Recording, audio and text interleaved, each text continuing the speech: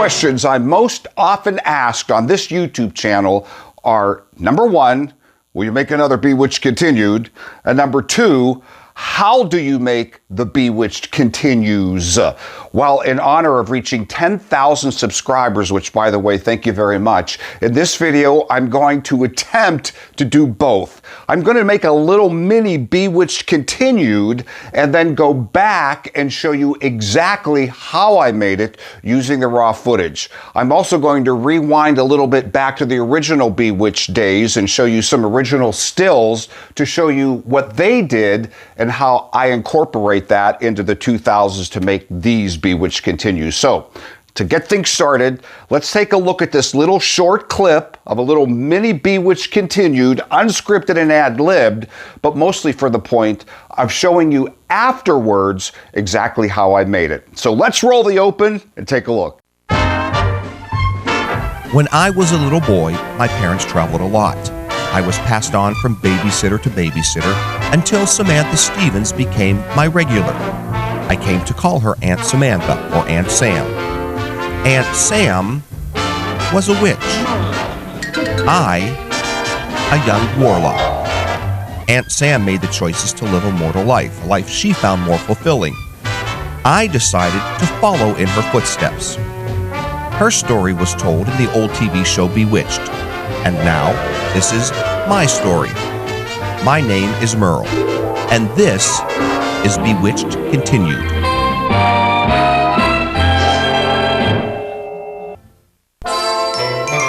Yeah, it's just a nice little Halloween party, about 30 of us. Yeah, I like Halloween. My family has mixed reactions, some not so much, but I thought it'd be worth just having a few people over. Hey, you want to wear a costume, wear a costume. Yeah, it'll be fun. All right, I'll see you about 7. All right, bye. Okay, simple Halloween party. Let's get the place started over here. Okay, a little bit of decorating. Let's start with a little bit of garland. Nice. And let's do the table. Centerpiece. Yeah.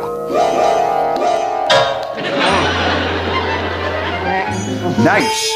Okay, so simple. How about a pumpkin, of course? Ooh, sad. Cheese ball, little. Oh, I don't know. Not much of a conversation piece, is it? Oh. There's got to be a better pumpkin somewhere. How about... Show me the world's coolest pumpkin. Well, this is interesting. Breaking news. A rare white pumpkin has been spotted under the Eiffel Tower in Paris. Experts say the specific type of rare white pumpkin only appears once every 100 years. The chance of it appearing in what's considered one of the most magical places on Earth, Paris, France, is particularly unusual. Botanists say climate and soil conditions have to be at precise levels for this rare occurrence, often referred to as the Snow White Miracle. The area under the Eiffel Tower is heavily guarded due to this rarity, with French guards themselves ordered to stay hundreds of yards from the growth site. Ooh, now that's a conversation piece. I want that pumpkin. Now that's a conversation piece. There's got to be another one in the world somewhere. What was it? Get me another great white miracle. Nothing. Just, get me another world's rarest white pumpkin. Nothing. There's got to be another one. Just another white pumpkin? Oh, I want that pumpkin. It's exactly what I need for a centerpiece, a conversation piece. I guess I could borrow the one rare white miracle. Borrowing isn't really stealing. How do you borrow a pumpkin from under the Eiffel Tower? You just take it, and I take it back. I could pop over there, take the pumpkin, take it back. All right. So, what do you wear to steal a pumpkin from the Eiffel Tower? Something to blend. I am going to get so busted. To the land of croissants and Champs-Élysées and the Palace of Versailles, whisk me to the Snow White miracle, unseen by human eyes.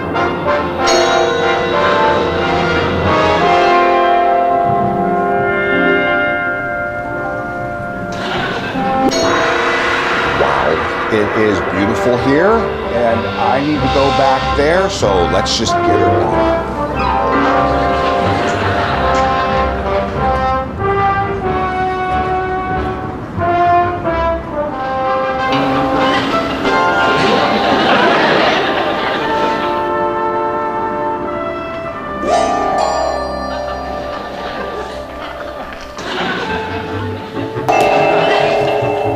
Well, it's a conversation piece.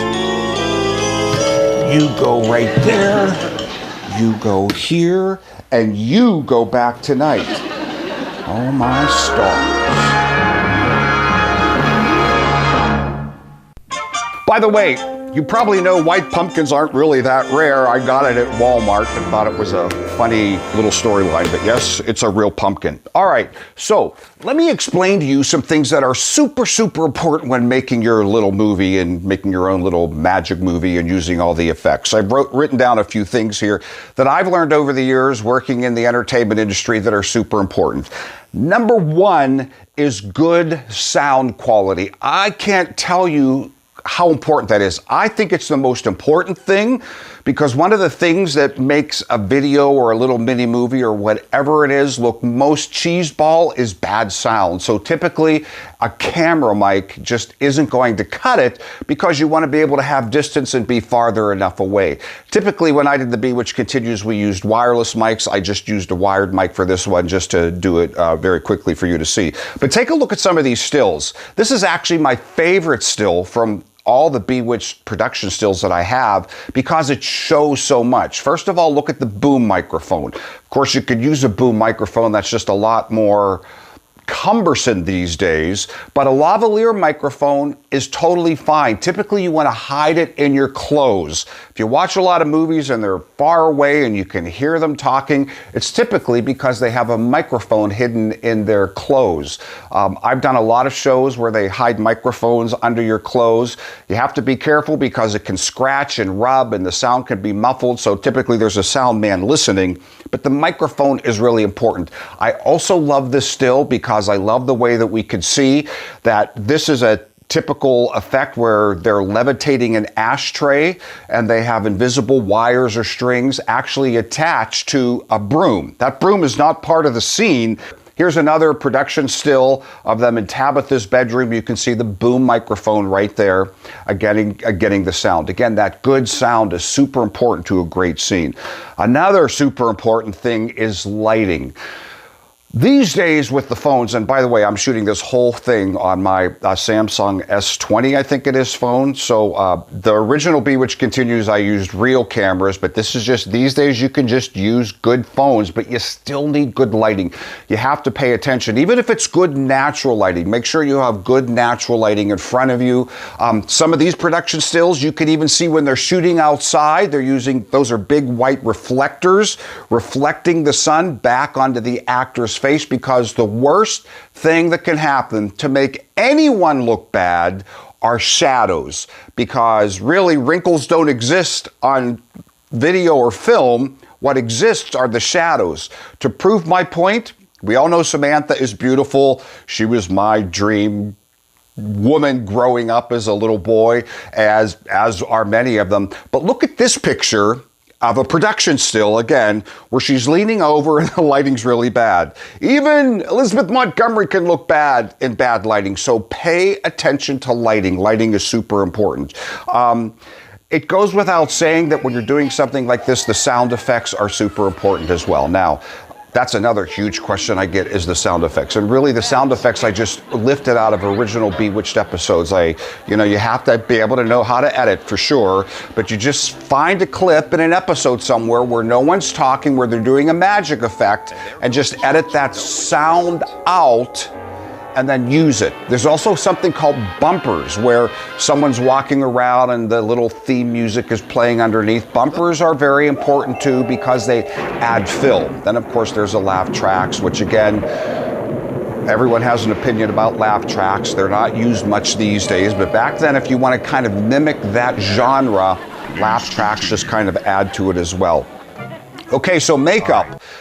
Back in the old days, you can see some of these stills, and I have Endora and Elizabeth Montgomery. I've mentioned this in previous videos on this YouTube page. They had to wear a lot of makeup because the lights were super bright and it would just wash out normal skin tones. These days, not so much, but still, if you want to look good, men included, wear makeup. In that video, I just added a little bit of base just to kind of even the tone, just powder that I dabbed on, and just stuff like that, just to even out the tone. Ladies, certainly you want to make your eyes pop. Men, if you're blonde, you might want to put on very light mascara to make your eyes pop, maybe a little bit of natural lip color. Again, it's just kind of adding to the magic of making it look like something that's very well produced.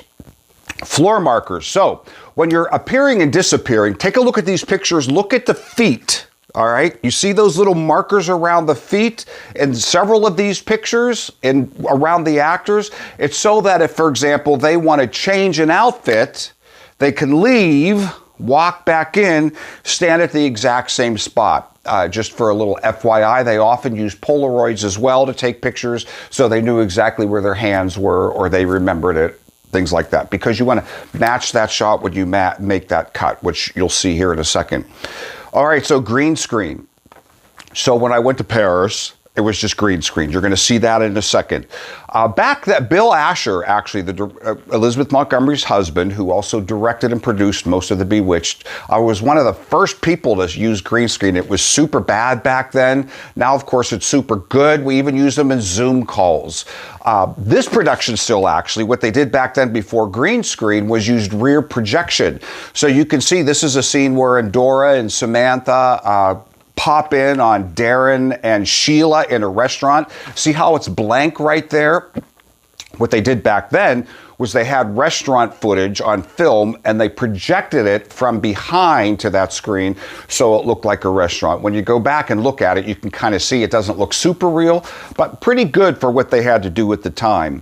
The other thing that I would say is just really go for it. Like, look at this shot of Dr. Bombay, all ripped up. He just supposedly came from, what was he, in a dolphin race or a seal race or something? I don't remember that episode, but they're spraying water on him. I mean, you just gotta kind of go for it and really make it look fun. This one where, what is it, a ham or a roast or something? He pops his head in there. He's really just sitting under the table. They cut a hole in the table and he stuck his head out. But have fun in your production. Really go for it. You want to be cheeseball to the comedy sense, but not cheeseball to the production expense where it looks cheeseball. So cheeseball for the fun of it, which also brings me to wardrobe. This picture of Queen Samantha, go for it in the wardrobe. When I did the Bewitched Continues, that's one of the things that we really wanted to do with my flying suit, as they call it.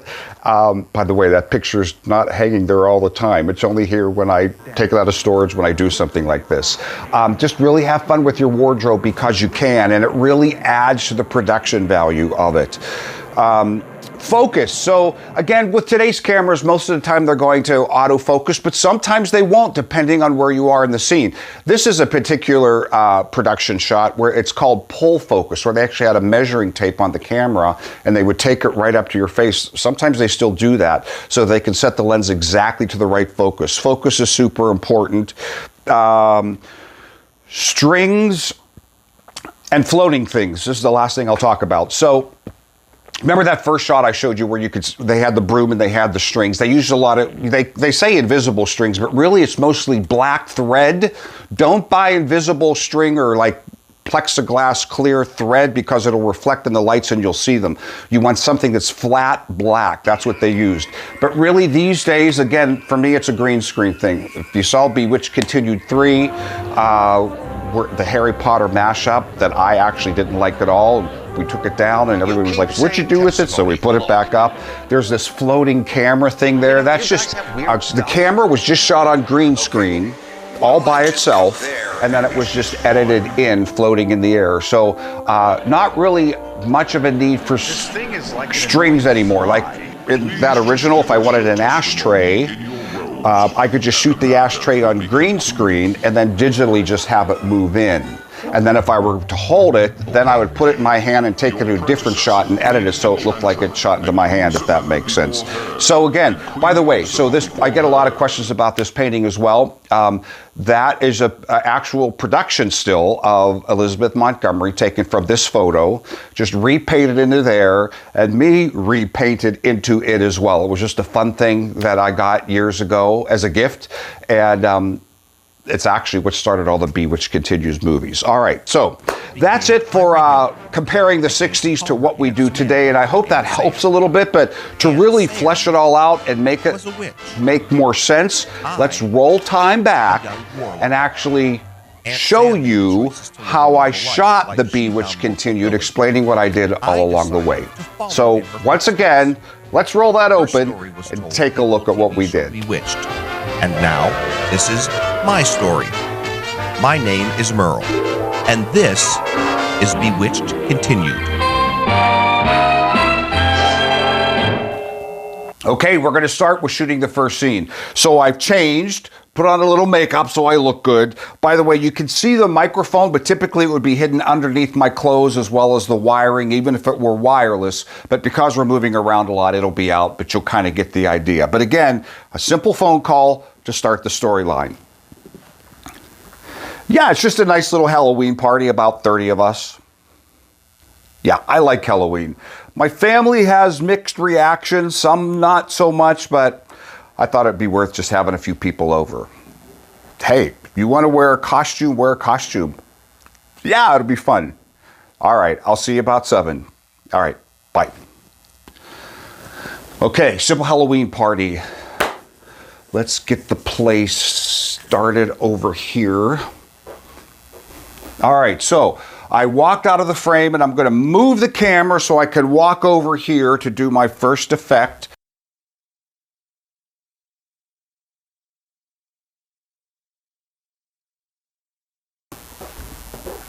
All right, I'm going to decorate the house a little bit and start with the first magic effect. You can't see it, but I have those tape markers down here that I talked about, so I'm standing in the real place, in the right place, so the effect works. So basically, I'm going to walk back into the frame and continue with the scene. Okay, a little bit of decorating. Let's start with a little bit of garland.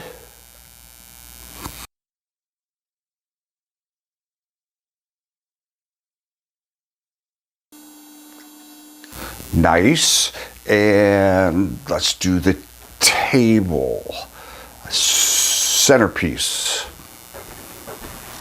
Okay, so notice how I tried to match the shot as best as I can. Then when the sound effects and the editing happen, it all comes together. Now I'm going to do a little centerpiece, so let's move the camera again.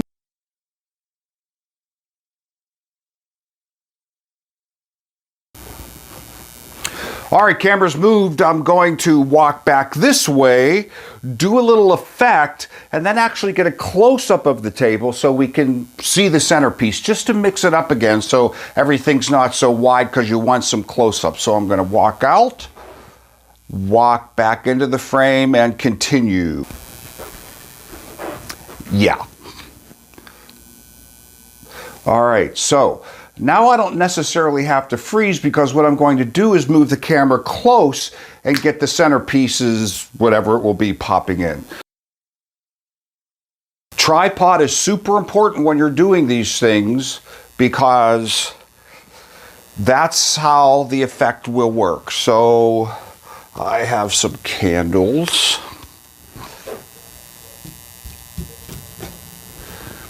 And something a little fall-like.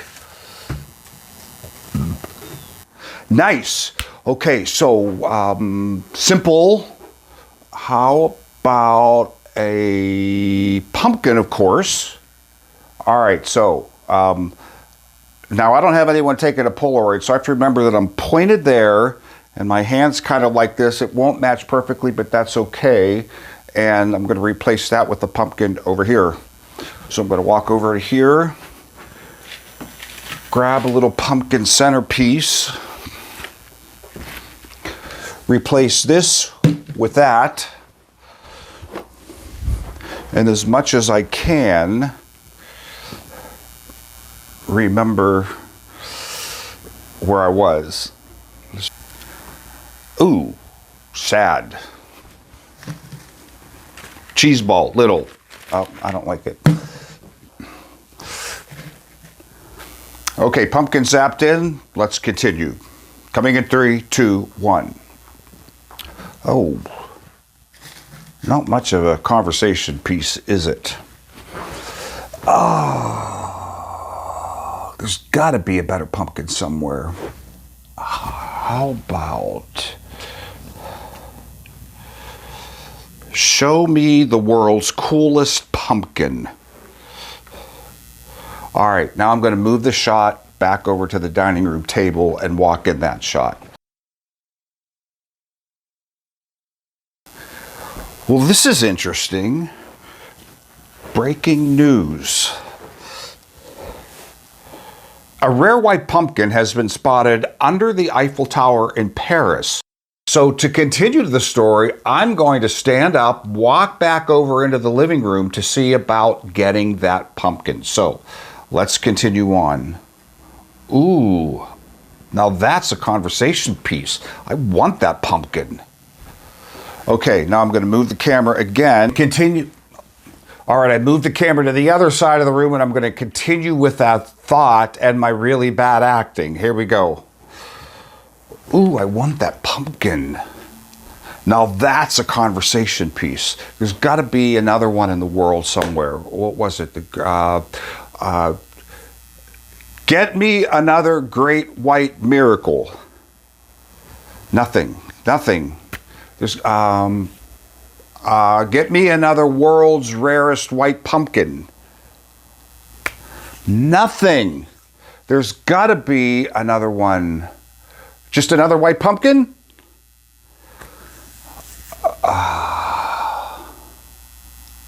Okay, I'm going to change the shot a little bit, again, for interesting things and continue the story. Okay, so I moved the camera. I'm going to continue with the story after I can't get that pumpkin. Oh, I want that pumpkin. It's exactly what I need for a centerpiece, a conversation piece. I guess I could borrow the one rare white miracle. Borrowing isn't really stealing. How do you borrow a pumpkin from under the Eiffel Tower? You just take it, and I take it back. I could pop over there, take the pumpkin, take it back. All right. So what do you wear to steal a pumpkin from the Eiffel Tower? Something to blend. Okay, so now I marked a spot, and now I have to change into something that blends. So again, I went like this. You got to kind of remember where you are and just hope it matches. So let's change.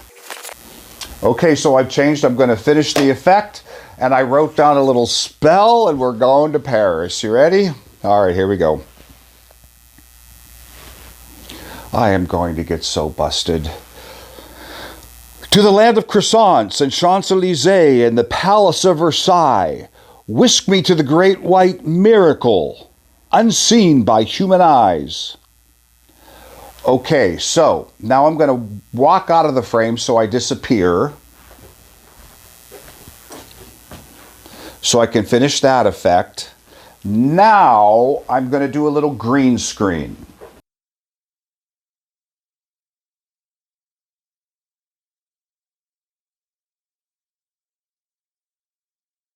Okay, so I set up the green screen right in my living room. Of course, I'll do a digital effect of the Eiffel Tower that I just got on Google, on YouTube, and then I will continue with the scene. I want to take a minute for bumper music and to kind of look around and make a comment and then zap back to there. So here we go.